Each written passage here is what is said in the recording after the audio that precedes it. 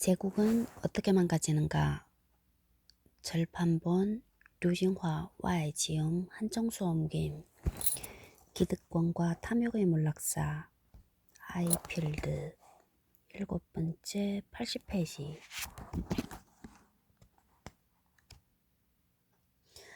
지은이, 서문, 류진화, 텐진 사범대 교수, 1장, 류진화, 2장, 1절에서 6절까지는 양준민, 호난 사범대 교수가, 7절은 류진화 교수가 저술, 3장 쉬자링 동베이 사범대 교수, 4장 오옌 난카이대학교 교수와 하주한 난카이대학교 교수가 공동 저술, 5장 란지贵州 사범대 교수, 6장 쉬지아링, 7장 왕자펑 浙江 사범대 교수, 8장 류진화, 9장 1절에서 6절까지는 띵두번 서관 학원 교수가, 7절은 류진화 교수가 저술. 옮기니 한정수, 서울에서 태어나 고려대학교 중문과를 졸업했다. 롯데관광, 한국토지공사 등을 다니면서 여행할 기회가 많았는데 그 덕분에 세상을 만든 여행자들, 여행이 낳은 위대한 인물 사마천, 사도 바오로, 호찌민, 체 게바라 이야기를 쓸 수 있었다. 고대 카르타고의 명장 한니발과 삼국시대의 영웅 제갈량을 비교하는 글을 쓰고 있다.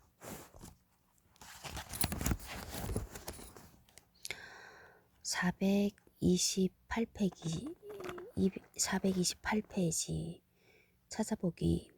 다에 관한 거 다라 47, 다루가치 212, 229, 다르다넬스 해협 38, 108, 117, 헬레스폰터스 해협, 다리우스 1세 27, 34 내지 9, 다리우스 3세, 코모마누스 42, 다리우스의 개혁 35, 다리우스의 비문 34, 다키아 83, 123, 달란발주트 전투 202, 대도 따두 210, 217, 233 내지 5, 239, 데르시아주의 409, 419, 대륙간 탄도미사일 397, 대리국 205, 328, 남조, 난자오, 대립교황 249, 대문 앞의 제국 288, 대브리튼 아일랜드 연합왕국 320, 347,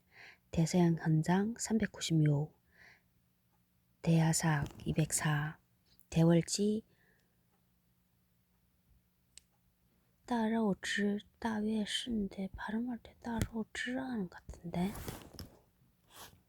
125, 대장한국大张韩国 221, 대콜롬비아 공화국 313, 대헌장 322, 마그나카르타, 데니 코르칸 전투 202, 데레베이 274, 쌍골 귀족, 티키우스 황제 91배기, 데탕트 393, 398, 412, 델리 술탄 왕조 215, 도네츠강 122, 도미티아노스 83, 111, 더스플랜 343, 독립국가연합 416 내지 7, 독소 불가침 조약 394, 396, 독소전쟁 345, 독일제국 338, 340, 독일혁명 340, 11월혁명, 돌궐, 토주에 53, 199, 243 내지 4, 돌로레스 함성 314, 동고트족 104, 106, 129-3, 아니다 129부터 30, 동맹국 1차 대전 392, 동맹시전쟁 78, 마르시전쟁, 이탈리아 전쟁, 동방견문록 229, 249, 동방정교회 277 내지 8, 그리스 정교회, 동인도제도 311, 332, 동일실체, 동이시티 102, 동, 차가타이 한국 224, 236 내지 7, 두 개의 정권 374 내지 5, 두글라트부 224, 두라초 두러스 119, 두르베트부 237, 드네프르강 122, 222, 257, 드레이크 298 내지 9, 309, 324, 드루스파 178, 277, 279, 디아스 284, 디오클레티아누스 86, 89, 90 등, 디우 21, 309 내지 10, 316.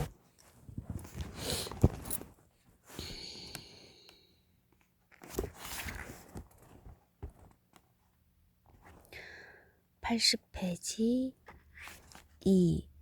황제 제도로의 전환, 위험한 시작.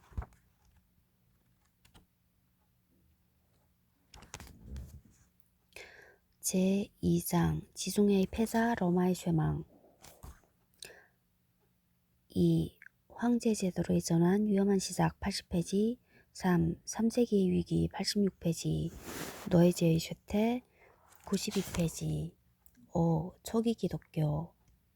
98페이지 6. 서로마 제국의 붕괴. 104페이지 7. 로마의 쇠망 원론. 110페이지 제3장 천년제국 비잔티움.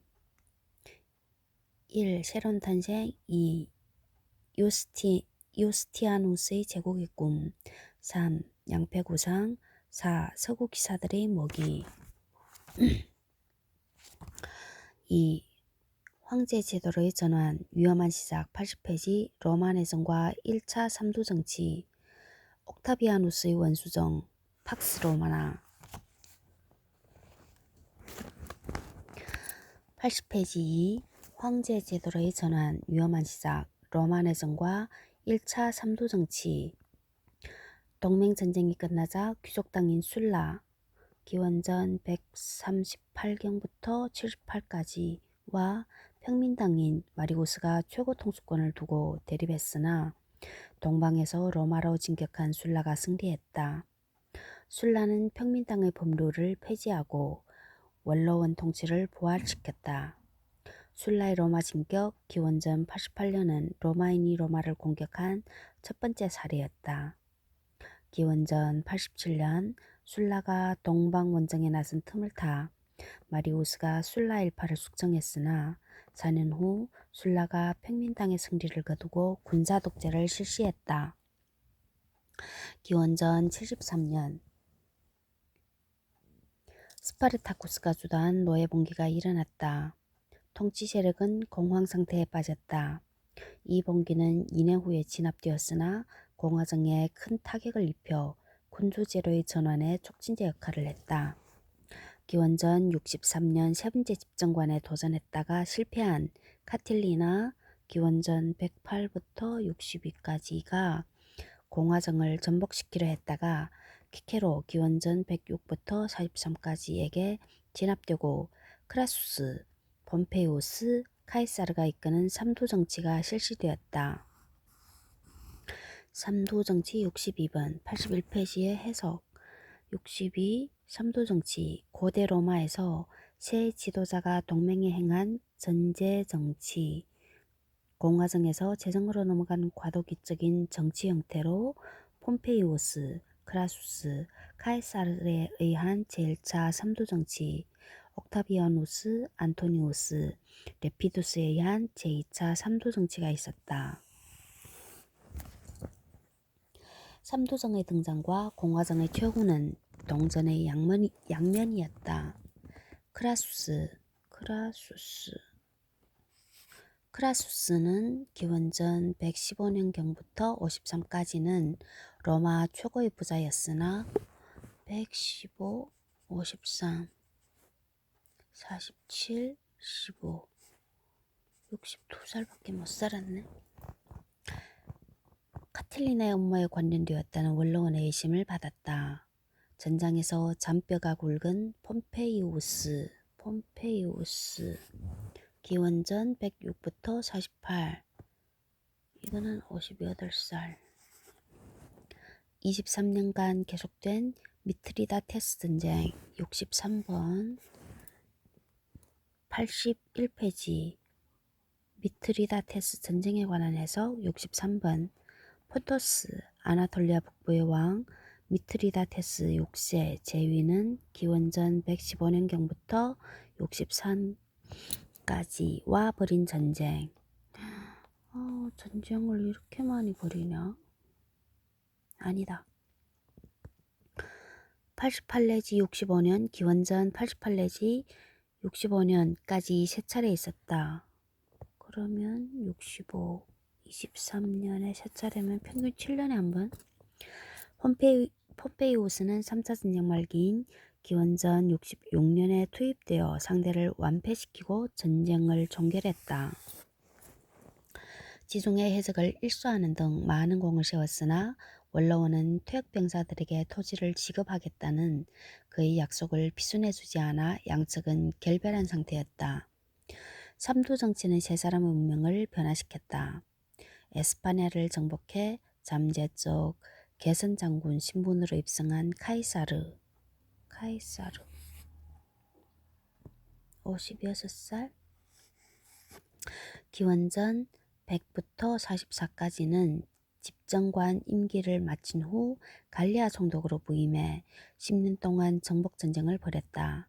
기원전 56년 세 사람은 다시 모여 권력을 나누어 가졌으며 카이사르는 5년 더 갈리아 총독직을 연장했다. 기원전 53년 파르티아 원정에서 크라수스가 전사했다. 크라수스가 죽고 카이사르의 딸이자 폼페이우스의 부인인 율리아가 세상을 떠나자 폼페이우스와 카이사르 사이에 완충지대가 없어졌다. 두 사람은 정면 대결로 치달았고 원로원은 카이사르를 적으로 선포했다. 기원전 49년 1월 카이사르가 이탈리아를 점령하고 다음 해 파르살루스 그리스의 파르살라에서 폼페이우스를 격파했다. 카이사르는 정부 역할을 확대하고 사회개혁을 단행했다. 그가 권력을 독점함으로써 원소정, 왼서정 64번이 등장했다. 64번 원소정에 대한 해석 81페이지. 고대 로마에서 확립한 정치체제, 공화제의 전통을 살린 제정으로 띠정으로 황제는 제1인자 또는 원수라 불리고 원로원에서 여러가지 권한을 위탁받아 통치했다. 카이사르 통치 시기에 원형이 보이고 실제로는 옥타비아누스가 시작했다. 라틴어로 프린키파투스라고 한다. 카이사르의 독재와 개혁은 공화정 전통을 지키려는 원로원의 반발을 사 기원전 44년 3월 15일 암살당했다. 옥타비아누스 기원전 63부터 기원 14까지 옥타비아누스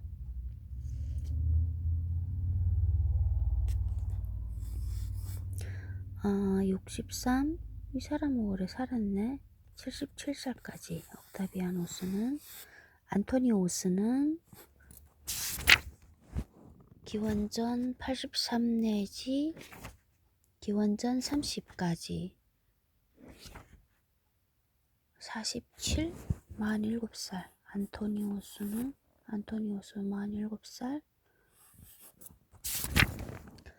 그 다음에 레피두스 기원전 90부터 13까지는 77살. 레피두스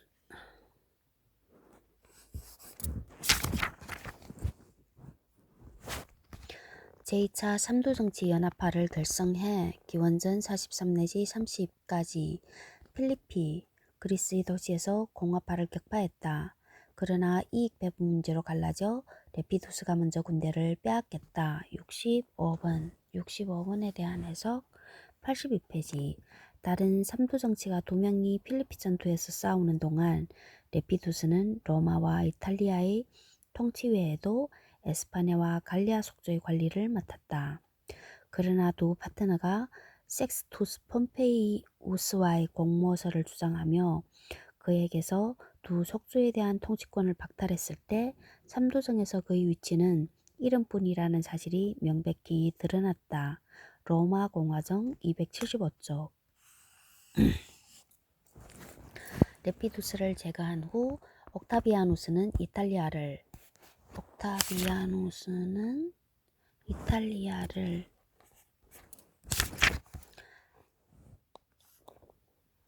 안토니우스는 동방을 차지했다.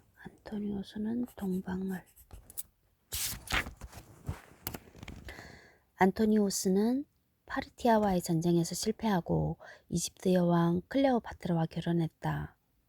그는 정복 지역을 자신과 클레오파트라와 사이에서 난 아들에게 주겠다고 해 로마인의 공분을 샀다. 기원전 31년 악티움 회전에서 옥타비아누스가 승리를 거두고 다음 해 안토니우스와 클레오파트라가 자살함으로써 내전은 끝났다. 옥타비아누스는 이집트를 로마에 편입시켰다. 이렇게 내전이 막을 내리면서 공화정도 사라졌다. 옥타비아누스의 원수정 82페이지. 수백 년 동안의 대외 정복과 수십 년간의 내전으로 로마 사회는 지쳐 있었다. 사람들은 안정을 원했다. 기원전 29년 동방에서 돌아온 옥타비아누스는 평화의 시대가 왔다고 선언했다. 그에게 아우구스투스라는 칭호가 붙여졌다. 원수정은 로마 제정 500년의 기초가 되었다. 아우구스투스는 원로원의 지위와 명예를 보장했지만 실제로는 권한을 빼앗았고 자신의 신복들을 대거 원로원에 심어놓았다. 대외적으로는 파르티아와 화해하고 유프라테스강을 경계로 삼았다. 66번. 얘네에 대한 해석 82페이지. 대외적으로는 파르티아와 화해하고 유프라테스강을 경계로 삼았다에 대한 해석. 이때가 기원전 20년이다. 그는 한 세대 전인 기원전 53년 크라수스가 카르하이 전투에서 파르티아군에게 빼앗긴 군단의 깃발을 찾아왔다. 서쪽에서는 에스파냐와 갈리아에서 영토를 넓힌 반면 게르만족 정복은 참담한 실패로 끝났다. 바루스 생물론대 출생년은 모르고 기원 9년까지가 이끄는 세계 군단이 매복에 걸려 전멸한 것이다. 토이토부르거 숲전투 이로써 라인강 동쪽은 게르만 부족의 땅으로 남게 되고 로마의 북진은 멈추었다. 83페이지. 팍스 로마나 14년 8월 아우구스투스가 세상을 떠나고 티베리우스 제위가 14부터 37까지가 즉위했다. 23년 동안 이때부터 황위가 계승되었다. 로마 제국 전성기 때의 왕조는 율리우스, 클라디우스, 플라비우스, 안토니누스 왕조였다. 티베리우스에서 시작해 칼리쿨라 제위는 37 내지 41, 클라우디우스 제위는 41 내지 54, 네로 제위는 54 내지 68로 이어진 율리우스, 클라디우스 왕조 기원전 31부터 기원 68까지는 옥타비아누스의 정책을 계승해 중앙집권을 강화하고 원수 황제의 자문회의가 원로원을 대신해 국정을 맡았다. 네로가 죽자 각 지역 군단 사령관들이 전면에 등장해 69년 베스파시아누스가 플라비오스 왕조 69 내지 96년을 열었다. 그는 유대인 봉기를 무자비하게 진압해 예루살렘을 초토화시키고 갈리아인과 게르만 부족의 봉기도 제압했다. 속주의 노예수를 원로원 의원으로 영입하고 속주 주민들에게도 시민권을 부여했다. 79년 맏아들 티투스가 계승했으나 2년 만에 죽고 티투스의 동생 도미티아누스 제위 81 내지 96이 자리를 이어받았다. 안토니누스 왕조 96 내지 192는 네르바, 트라야누스, 하드리아누스, 안토니누스 피우스, 마르쿠스 아울레리우스, 베루스, 코모두스로 이어졌다. 앞의 다섯 황제를 5현제라 한다. 96년에 즉위한 네르바 제위는 96 내지 98은 원로원과의 관계를 회복하고 아우구스투스를 모방해 트라이아누스를 양자로 삼아 후계자로 내세웠다. 트라이아누스 제위는 98 내지 117은 중소지주와 노예주의 이익을 대변해 농업을 진흥시켰으며 다키아와 106년 메소포타미아를 정복해 115년 브리타니아에서 메소포타미아까지 라인강에서 북아프리카까지 67번 제국의 판도를 최대로 만들었다. 67번에 대한 해석, 라인강에서 북아프리카까지. 84페이지 67번 잠시 동안 페르시아만까지 발판을 뱄으나 오래가지 못했고 수많은 반격에 시달려야 했다. 하드리아누스 제위는 117부터 138까지는 관료제를 정비하고 이전의 행정장관들의 칙령을 모아 영구고시록이란 이름으로 비순해 법령의 기초로 삼았다. 안토니누스 피우스 제위는 138부터 161까지 대에도 지방의 행정이 정비되고 경제도 번영했다. 그러나 마르쿠스 아우렐리우스 제위는 161 내지 180 대에는 파르티아가 재차 침범했으며 161년 69번에 대한 해석 84페이지 그러나 마르쿠스 아우렐리우스 대에는 파르티아가 재차 침범했다에 대한 해석 이거 69번이네? 68번 안 읽었다. 69번 165년에 파르티아 수도 크테시폰을 점령하고 166년 로마에서 성대한 개선직을 가졌지만 파르티아의 전리품과 함께 전염병도 가져와 로마 사회가 치명적인 타격을 입었다. 이 전염병은 10년 후까지 창궐했다. 68번 하드리아누스 제위 117부터 138까지는 관료제를 정비하고 이전의 행정장관들의 칙령을 모아 영구고시록이란 이름으로 영구고시록에 대한 해석 84페이지 이 고시록 거市루 법무관의 고시에 따라 해석하는 법을 편찬해 12표법 대신 민법상의 표준이 되었다. 12표법이 성립한 이후 소략하고 모호한 내용들은 법무관의 고시에 따라 보충해 왔는데 점차 황제의 신망을 받는 정무관들에게 밀려났다. 영구고시록은 하드리아누스 제위 중 법무관 살비우스 율리아누스가 이들 고시들을 정리해 표준으로 삼은 것이다. 황제가 직접 군을 이끌고 나섰으나 병사하고 말았다. 70에 대한 해석 85페이지 게르만족의 침공은 166년 또는 167년에 있었다. 이 전쟁에서 공동 황제 베루스 제위는 161부터 169까지는 중풍에 걸려 사망하고 마르쿠스 아우렐리우스는 5년도 게르만 부족들을 상대했다. 한겨울에 얼어붙은 도나우강 위에서 전투가 벌어지기도 하고 찌는 듯한 여름에 헝가리 평원에서 싸우는 등 로마 군단들은 더위와 목마름으로 아슬아슬한 위기를 맞기도 했다. 헝가리 어제 김경집 강사께서 말씀하시기를 이전에는 전 세계적으로 청년들의 자살하는 행위가 제일 높은 나라가 헝가리라고 했지? 청년인가? 청년 자살 1위 국가가 헝가리 이전에. 지금 또인가? 명상록을 이때 썼다. 헝가리 평원에서 싸우는 등 로마 군단들은 더위와 목마름으로 아슬아슬한 위기를 맞기도 했다. 명상록을 이때 썼다.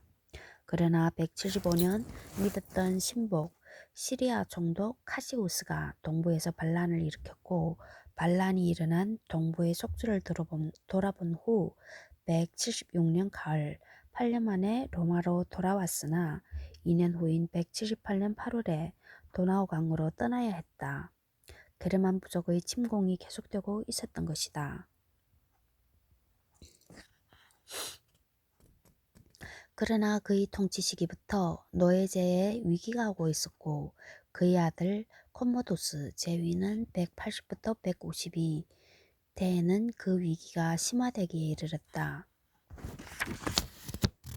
86페이지 3. 3세기의 위기 경제적 쇠퇴와 사회의 위기 192년 콤모도스가 살해된 해로부터 284년 디오클레티아누스에 즉위한 해까지 한 세기 동안 로마 제국은 심각한 위기를 맞게 되는데 이를 3세기 위기라 한다. 192년 살해된 해로부터 284년 92년 동안 오클레티아누스에 즉위한 해까지 한 세기 동안 로마 제국은 심각한 위기를 맞게 되는데 이를 3세기 위기라 한다. 로마 제국 농업의 위축, 상업의 부진, 시장의 쇠퇴, 재정 고갈, 전국 혼란, 빈번한 내전 이런 위기는 사회의 기초를 무너뜨려 노예제를 흔들고 생산력이 하락하게 되었다. 노예제 위기의 근원은 생산력과 생산관계의 모순 때문이었다. 생산력과 생산관계의 모순. 낡은 노예제도로는 더 이상 생산력을 늘릴 수 없었다. 노예에게는 생산수단도 보수도 없었으니 생산의욕은 물론 새로운 농법이나 농기구의 도입에 관심이 있을 리 없었다. 더욱이 강제노동은 노예에게 저항을 선택할 수밖에 없게 만들었다. 또 정복이 한계에 이르자 노예 공급이 감소해 노예의 가격이 오름으로써 노예를 쓰는 사업의 이윤이 줄어들었다. 로마는 농업을 기초로 세워진 나라였다. 하지만 번영했던 시기에도 이탈리아의 농업은 쇠퇴의 조짐을 보이고 있었다. 포도 농장과 올리브 농장이 수지가 맞지 않아 방치되면서 생산량이 줄어들었다. 농업의 쇠락을 막기 위해 안토니누스 왕조 시대에 여러 가지 정책을 내놓았다.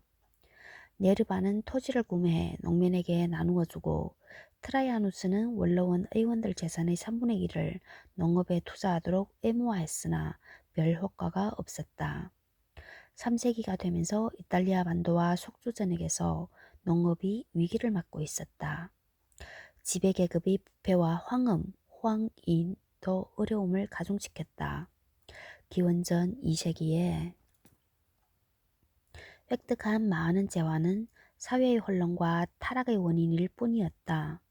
전통적인 로마 사회의 미덕이 사라지고 폭력과 탐욕과 낭비가 사회를 휩쓸었다. 1세기경 로마의 휴일과 축일은 66일이었으나 2세기에는 배나 올랐네. 123일, 4세기에는 175일에 달했다. 공휴일 동안 금투, 연극, 모의해전, 격투쇼가 벌어졌고 그 비용은 국고에서 나왔다. 노예제도는 사람들로 하여금 노동을 수치스럽게 여기게 만들었을 뿐만 아니라 자경농이 파산하고 빈부격차가 심해지면서 3, 4세기경 불황자 수가 30만 명에 달해 국가 예산 중 많은 부분이 이들을 위해 지출되었다. 팽창한 국가기구를 지탱하기 위해 거대한 경비가 필요했지만 경제력이 쇠퇴하고 있었으니 정상적인 방법으로는 경비를 충당하기 힘들었다. 결국 연못의 물을 퍼내 고기를 잡는 정책, 즉 중세, 중수의 외에는 방법이 없었다. 결국 연못의 물을 퍼내 고기를 잡는 정책. 지방의회 액수를 할당해 세금을 징수했다. 제국의 기둥이라고 자부한 자치도시들이 중앙정부의 착취 대상으로 전락했다. 할당한 세액을 채우지 못하면 자치도시 의원들이 메워야 했다. 이전에는 의원이란 곧 명예와 특권이었지만 이제는 희생양에 지나지 않았다. 의원들은 땅과 노예를 팔고 도주했고 가산을 탕진한 의원들은 노예나 별다를 바 없었다. 화폐의 질도 떨어졌다. 3세기 초에 이미 금 함유량이 27% 감소했고 은화는 절반으로 하락했다. 그 후 5%, 종국에는 2%까지 떨어져 은화라고 부르기도 민망할 지경이었다. 이러한 저질 화폐 유통은 통합 행상을 가져왔고 상질, 쌍질의 화폐는 장롱 속으로 들어갔다. 화폐를 믿지 못하자 사람들은 물물 교환을 선호했다. 화폐 위기는 정상적인 상품 거래를 파괴해 상업 시스템이 빠른 속도로 쇠퇴하고 도시의 몰락과 함께 농업 경제의 자급자족을 가속화했다. 화폐 경제와 상품 경제의 붕괴는 재정 위기를 낳고 재정 위기는 군대의 타락과 정치 개입이라는 악순환으로 이어졌다. 88페이지 군인들의 정치 개입과 전국 혼란. 경제 위기와 정치 위기의 상호작용은 노예제도의 근본을 흔들었다. 이제 황제의 자리를 차지하기 위한 권력 투쟁은 거의 상시적이었다. 정치에 대한 군의 개입으로 원수, 황제의 폐위와 즉위는 그들의 손바닥에서 놀아났다. 192년 콤모두스가 살해되었다. 친위대와 속주의 군단들은 저마다 황제를 옹립하고 4년간 치열한 왕위 쟁탈전을 벌였다. 88페이지 71에 대한해서 192년 콤모두스가 죽은 후 페르티낙스가 제위에 올랐으나 3개월 만에 쿠데타로 목숨을 잃었고 율리아누스는 경매에 추고가를 써놓은 덕에 제위에 올랐다. 그도 66일 만에 죽었다. 페르티낙스의 죽음은 국경지역 주둔군을 거느린 3명의 경쟁자 간의 제위 쟁탈전으로 이어졌다. 시리아 총독 니게르는 시리아의 4개 군단 지지로 안티오키아를 임시 수도로 삼았고 브리타니아의 알비누스 총독은 3개 군단과 보조 군단의 지지로 황제에 올랐다.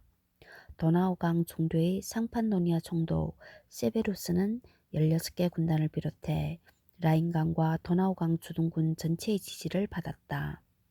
세베루스는 동방의 경쟁자 니게라를 194년에 서방의 경쟁자 알비누스를 197년에 물리치고 제국의 지배자가 되었다.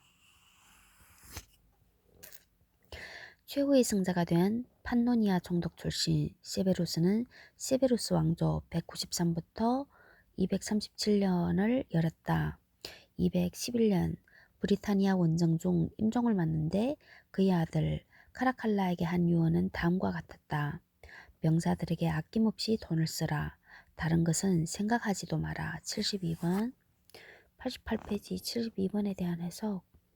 세베루스는 로마에 들어온 후 니게르와 알비니스 지지자를 뿌리뽑기 위해 29명의 원로원 의원들을 사형에 처했는데 이를 계기로 원로원의 신임을 얻지 못하자 군대의 지원에 기댈 수밖에 없었다. 카라칼라 제위는 211부터 217은 군비를 마련하기 위해 갖가지 세금을 고안해냈다. 그는 자유미인 남성에게 로마 시민권을 준다고 공표했다. 공공의무를 확대하고 황실의 재원을 늘리기 위해서였지만 의도와는 다르게 로마인과 비로마인의 경계를 제거해 속주와 이탈리아와의 격차가 좁혀지는 부수적인 효과가 나타났다. 217년 카라칼라가 암살당한 사건은 정치 군인이 황제를 숨기고 세우는 혼란시대의 서막이었다. 이 무렵 세력을 회복한 원로원이 국가기구를 통제하려고 했다.